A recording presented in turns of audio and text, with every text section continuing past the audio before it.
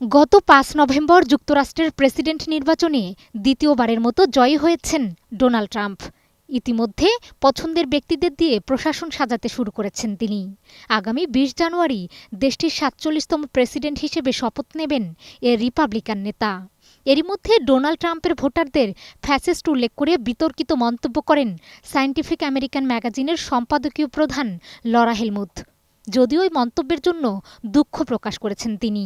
এর মধ্যে খবর এলো ওই মন্তব্যের জেরে পদত্যাগও করেছেন লরা হেলমুথ। বৃহস্পতিবার সামাজিক যোগাযোগ মাধ্যম ব্লু স্কাইয়ে তিনি জানান, ৪.৫ বছরের রোমাঞ্চকর সময়ের পর সায়েন্টিফিক আমেরিকান থেকে চলে যাওয়ার সিদ্ধান্ত নিয়েছেন তিনি। ম্যাগাজিনটির প্রেসিডেন্ট কিম্বার্লি লাউ এক বিবৃতিতে বিষয়টি নিশ্চিত করেছেন। তিনি বলেন, লরা হেলমুথ তার পদ থেকে সরে যাওয়ার সিদ্ধান্ত নিয়েছেন।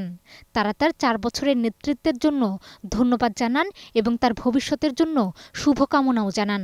এর আগে ট্রাম্প জয়ী হওয়ার পর ব্লু স্কাইয়ে তিনি ট্রাম্প ভোটারদের সবচেয়ে নিষ্ঠুর, বোকা এবং বড় ধরনের বৈষম্যকারী এবং ফ্যাসিস্ট বলে অভিহিত করেন।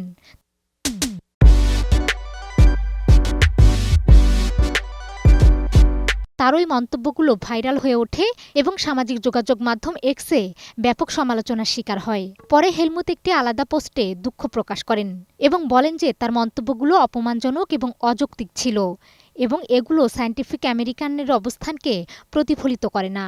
তিনি আরও যোগ করেন, রাজনৈতিকভাবে বিভিন্ন মতামতের মানুষকে সম্মান এবং মূল্যায়ন করেন তিনি। তার এই পোস্টগুলো ছিল নির্বাচনের ফলাফল সম্পর্কে হতাশা ও বিভ্রান্তির ভুল প্রকাশ। ১৭৯ বছরের বেশি সময় ধরে নিয়মিত প্রকাশিত হয়ে আসছে যুক্তরাষ্ট্রের সবচেয়ে পুরনো magazine scientific American. Mahmuda Bithi, ২১শে টেলিভিশন।